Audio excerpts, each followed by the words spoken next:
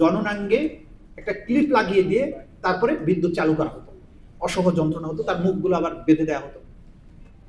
Thirdly যেটা বলবো, আমার যেটা ইস্যু ছিল সেই বিষয় নিয়েই কথা বলা উচিত। বাংলাদেশে কি ফর্মে মানবাধিকার লঙ্ঘন হয়েছে এই বিষয়গুলো মানুষ ভুলে যেতে বসেছে। গুম কমিশন যেভাবে তথ্য উদ্ঘাটন করেছেন, তারা বলেছেন, রিপোর্টে দিয়েছেন, কিন্তু এর যে প্রতিদিনের কার্য বিবরণী এবং প্রত্যেকটা মানুষের দুঃখের যে কাহিনী, এগুলো কিন্তু সেভাবে মিডিয়াতে আসেনি। ইভেন গুমের যে মামলাগুলো আন্তর্জাতিক অপরাধ ট্রাইব্যুনালে বিচারাধীন আছে, বিচারাধীন থাকার কারণে অনেক তথ্য প্রকাশের ব্যাপারে আমাদের সাবধান হতে হবে যাতে বিচার কার্যে কোনো প্রভাবিত না হয়। ফেসবুকে প্রতিনিয়ত দেখবেন, যখনই আমি কোনো বক্তৃতা দেই যে এরকম একটা ভয়ঙ্কর আয়নাল ঘর ছিল, বলে যে এই আমি কিন্তু সেই সাইবার বুলিং এর শিকার হই, যে আমি সবচেয়ে নাকি মিথ্যা বানায় কথা বলি।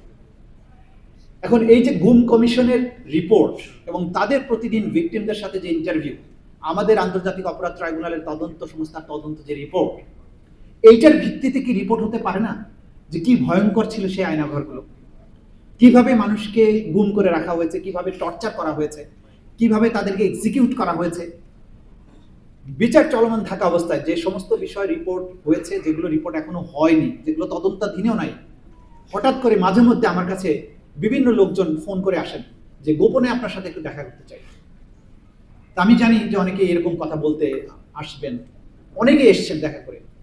যে বিষয়গুলো নিয়ে আমরা কাজ করছি, দেখা গেল তার বাইরেও উনি যখন একটা নিরাপত্তা সংস্থায় বিভিন্ন বাহিনীতে দায়িত্ব পালন করেছেন, তিনি বলেছেন, স্যার আমি এই জিনিস দেখেছি, কিভাবে আমাকে নিয়ে গিয়ে 3 জন যুবককে তুলে নিয়ে আমাকে বলা হলো পদ্মা নদীর ওখানে মাওয়া ঘাটে তুমি থাকবে, তুমি তাকে স্পিড বোট সাপোর্ট দিবে। স্পিড বোট সাপোর্ট দিতে গেলাম, নিয়ে গেল তো আমাকে সহ 3 জন 21-22 বছরের ছেলেকে নিয়ে গেল চাঁদপুরের মোহনায় গিয়ে প্রথম একদম ভিকটিমকে চোখ খুলে বলল যে তুমি একে গুলি করো।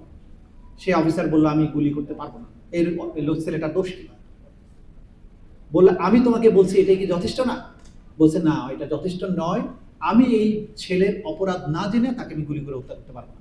তখন সে প্রচন্ড গালাগালি করে তাকে মাথায় গুলি করে দিল এবং তারপরে লাথি মেরে, তখনও পেট কাটা শুরু হয়নি, মাঝে মধ্যে হয়তো পেট কাটা করতো কিনা জানি না, একটা ইটের বস্তা বেঁধে আবার তাকে ফেলে দিল।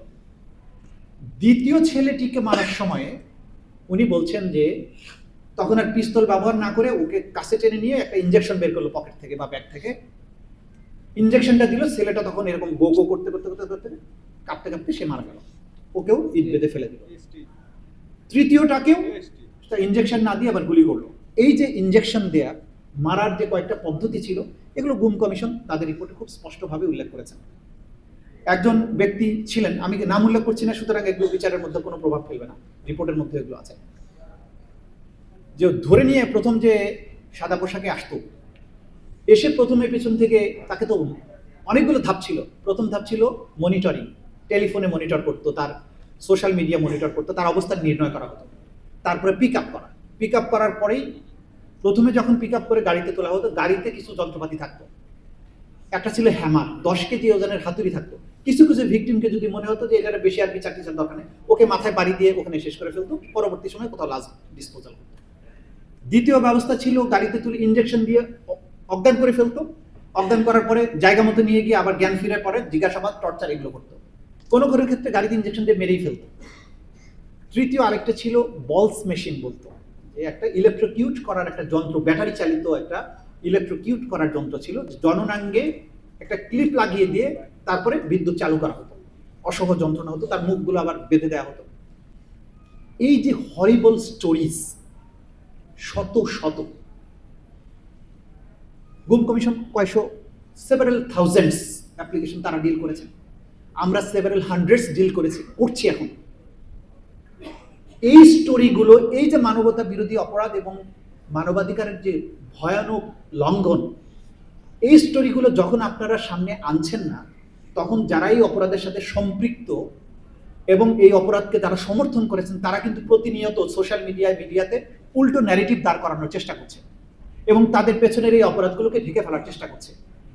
যে মানুষগুলোর পরিবারের সদস্যরা ফিরে আসেনি অথবা যারা সার্ভাইভার, তাদের এই গল্পগুলো যদি না আসে এবং এগুলো সঠিক বিচার না হয়, নতুন করে মানবাধিকার কমিশন করলে ফিউচার হয়তো অনেক কিছু রোধ করতে পারবেন, কিন্তু পেছনের এগুলোকে আইডেন্টিফাই করা, বিচার করা আসামিদেরকে সঠিক পাওনাটা বুঝিয়ে যদি না দেয়া যায়, বাংলাদেশে মানবাধিকার আলোচনা করে লাভ নেই।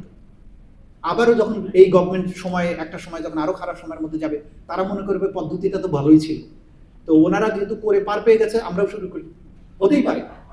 সুতরাং এই জাতির মানবাধিকার রক্ষা, ভয়হীন সমাজ প্রতিষ্ঠার স্বার্থে 17 বছরে বাংলাদেশের সংগঠিত প্রত্যেকটি মানবতা বিরোধী অপরাধের বিচার নিশ্চিত করতেই হবে।